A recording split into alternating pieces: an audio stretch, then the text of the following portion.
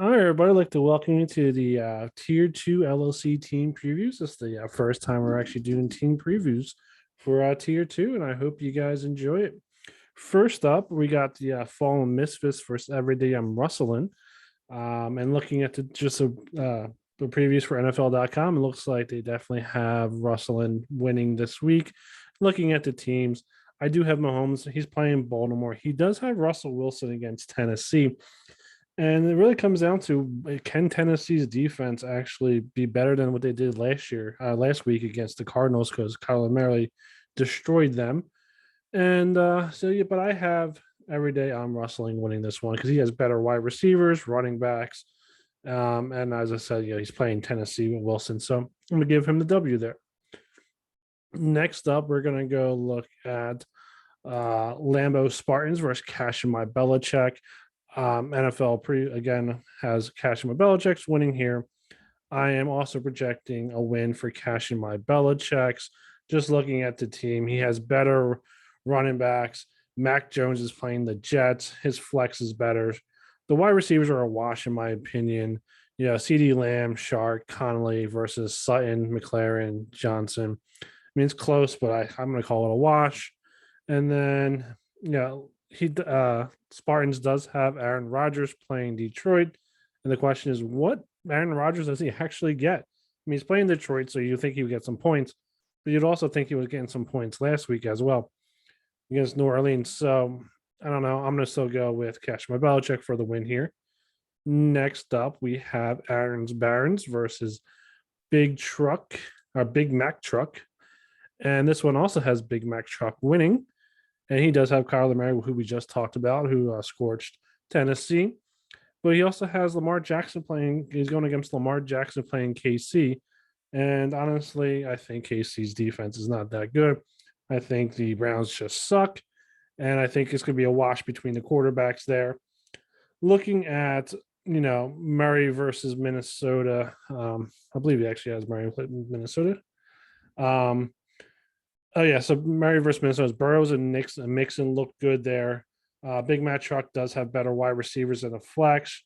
The running back room is kind of a wash. McCaffrey versus McCamara, Pollard versus Jamal Williams, and Bernard versus Hines. I call that a wash, but Big Mac Truck's definitely going to win there.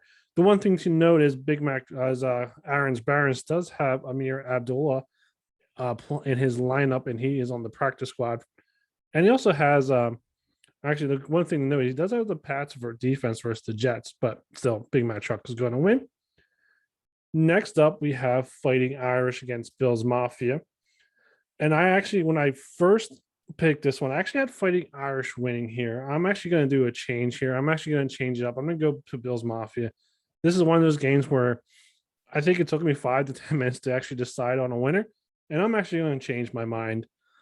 Fighting Irish does have Baker Mayfield playing Houston, which you would think would be good, unless those 3 interceptions that Houston's defense got last year is actually what their team is going to be, and they actually are going to get a lot of picks. And also, Fighting Irish also has better tight ends. He does have Logan Thomas and Kittle. However, for Bills Mafia, he does have better running backs, better wide receivers, and Gabriel Davis, who was a stud last week. So let's be honest. And I'm going to go Bills Mafia for the win. I'm going to change up my prediction. So Bill Mafia is going to get the win here. Next up, we have No More versus Humboldt Lumberjacks. And this is also, that's the wrong game. That is the correct game now. And when I first looked at this game a while ago, it was close to call. And I know the spread between the two teams is, 25, a little over 25 points. And I actually think this game is going to be a lot closer. The reason for the change alert for me is the IDP trade for No More. I think that gives him a better win. It's going to give him better IDPs. It's going to push him for the win. No More does have Josh Allen versus Miami, so that could be a shootout. I give him a slight advantage in the running back rooms with Henry, Montgomery, and Tyson Williams over Josh Jacobs, Ballage, and White. Obviously, out of those 6, Derrick Henry is the best one, but he is playing Seattle. And then Montgomery is playing Cincy. So, I mean, that's going to be, honestly, that's going to be good for him. Josh Jacobs, as we saw last week, he's going to get the rushes. Looks like Kenyon Drake is going to get the passes, so he's definitely going to get his yards, his touchdowns. And playing Pittsburgh, it's going to be a slugfest, and they're definitely going to want to run the ball there.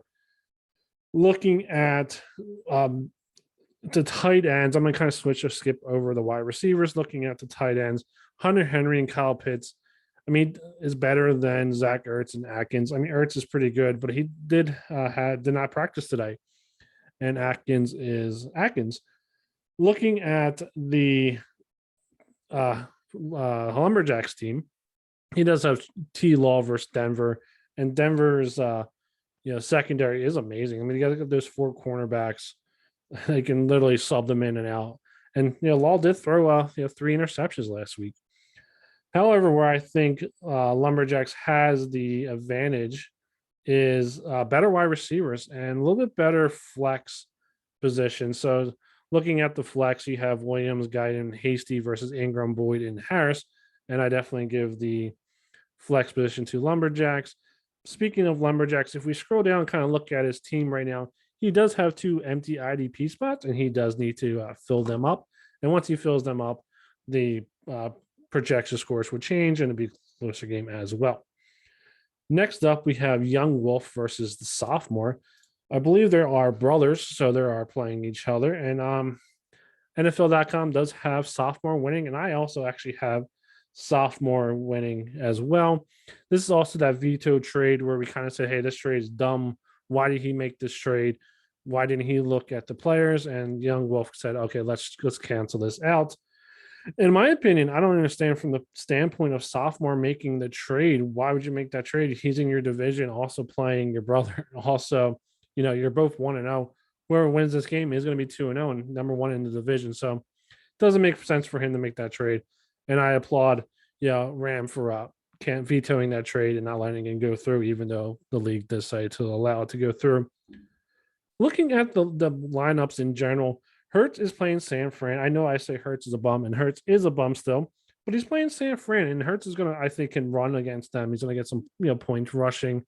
And, the wide receivers look pretty good for the Eagles last week. So as long as Hurts is not overthrowing them or underthrowing them, and he's putting the ball where he needs to put it, he'll be okay and not be too much of a bum, but he's still a bum. Looking at sophomore's team versus Young Wolf's team, the running backs are just better. Aaron Jones, Damian Harris, Henderson versus Gibson, Ingold, and Gordon. And, I would have those 3 versus the 2 and 0.01 of Ingold. Looking at the tight ends, I think the tight ends are definitely better for sophomore Garwin and Freiermuth versus Boyle and Clement. Actually switch that up. I think Boyle and Clement are actually better than Garwin and Freiermuth. And Young Wolf does have Denver's defense against T. Law, but the Chiefs against Baltimore, I think, is going to be a high scoring game, but I think there's going to be a lot of turnovers. So I'm going to call that actually a wash. Looking at the players in general for the wide receivers, I honestly would have sophomores wide receivers. So you got Marvin Jones, Lockett, and more. And I think Lockett scored 2 or 3 touchdowns last week, and he's playing Tennessee again, who got torched for at least, I think, 4 to 5 scoring receiving touchdowns. So definitely give me anybody who's playing Tennessee. And like I said, I have sophomore winning this game, and yep. We're going to go on. Next up is Moby Ditka versus Kenji Bucks. And this was the only game in the entire schedule that I thought Moby Ditka could win. And really, but I'm not going to give him the win here. NFL.com is going to project him to lose. These 2 teams, I mean, back in the day when the LOC, first 3 seasons of the LOC, we used to have the toilet bowl game of the week. And if that was still around, this would be that game. I mean, it's 18 versus 19. They both scored not a lot of points last week, and this game is a yeah.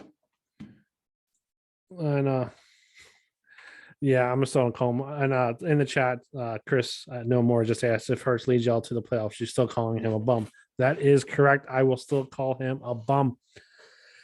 Going back to the game, looking at the players for the Tua versus Buffalo, I think that's going to be a tough game for Moby Dick. Yeah, Matt Ryan versus Tampa. I know Matt Ryan looked horrible last week against the Eagles, and he plays a better defense, in my opinion, against Tampa Bay. So, I'd rather have two. I mean, if I had to pick between the two, but I think they're both going to be miserable plays this week. Looking at the running backs, let's be honest. You would rather have Bucks running back Mike Davis, Singletary, and Michael Carter versus DJ Dallas and Perrine and Wilkins. I mean, let's not even debate that. Let's just kind of move on. Looking at the wide receivers, I'm going to call it a wash.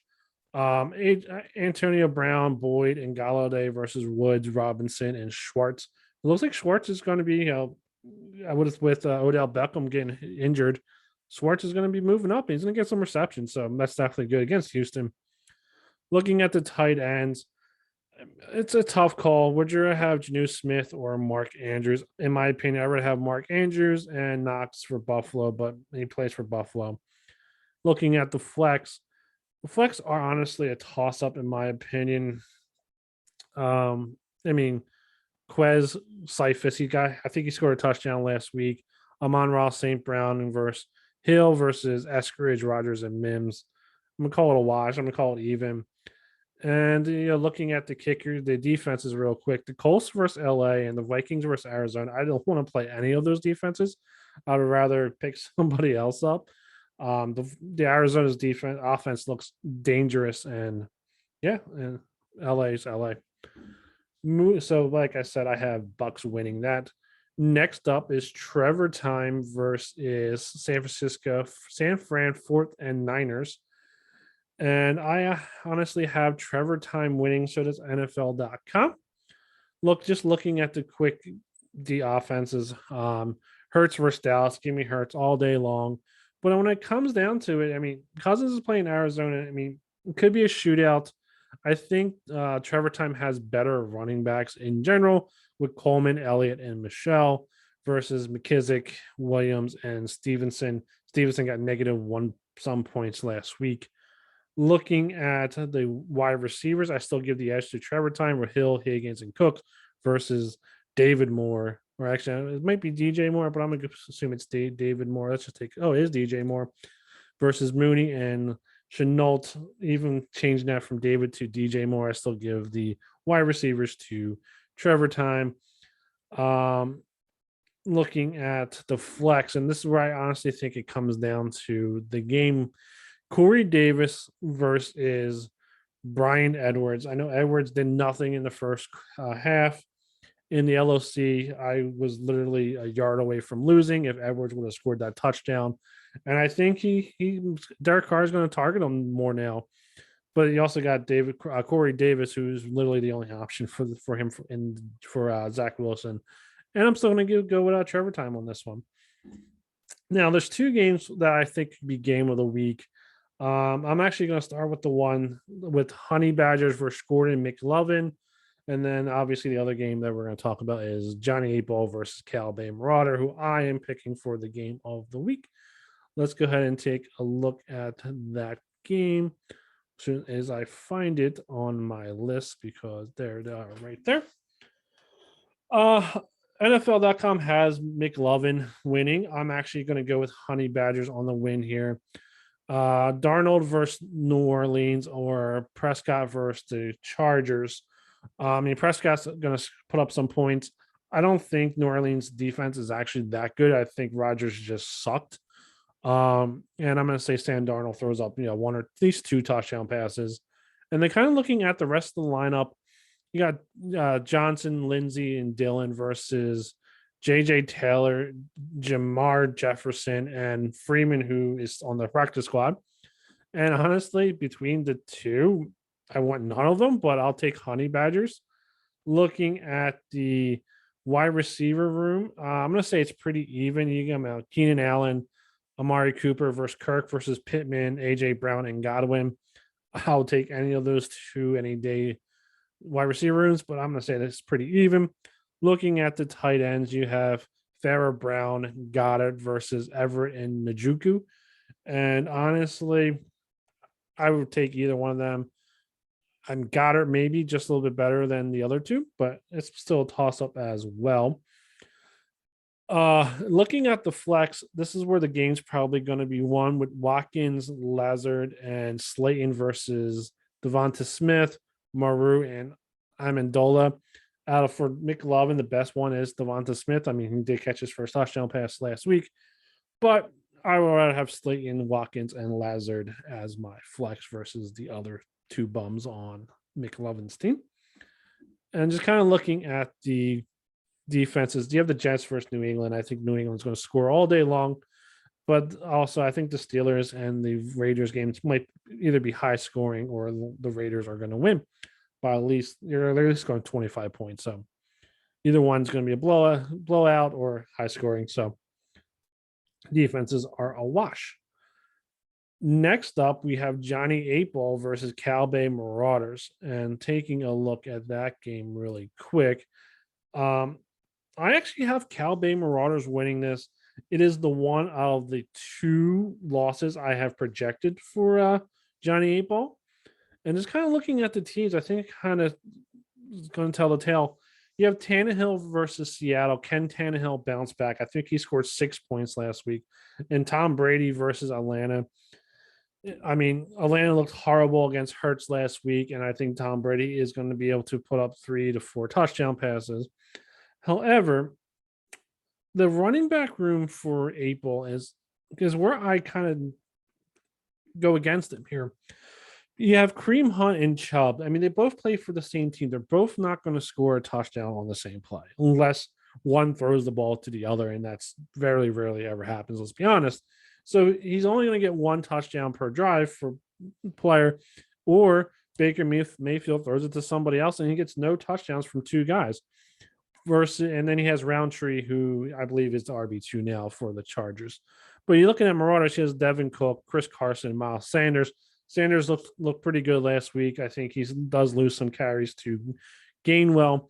But Chris Carson and Devin Cook, I mean, those 2 guys are pretty damn good. So it really comes down to the 2 running backs on the same team for Johnny 8-Ball. Looking at the wide receiver room, you got Cobb, Landry, and Humphreys versus Devonta Adams, Parker, and Henderson. Give me those 3 guys versus Johnny 8-Ball's team.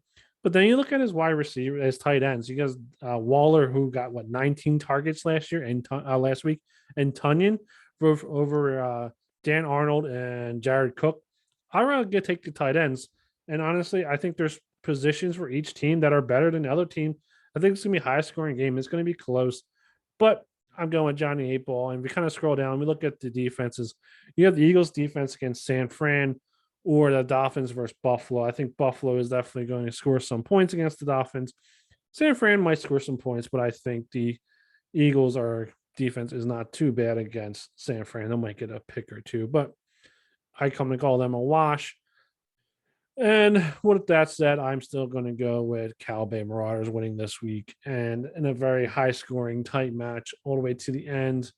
And we'll see how it goes. And that is the week 2 previews. I hope you guys enjoyed it. Feel free to tell me how wrong I am in the comments, and we'll go from there.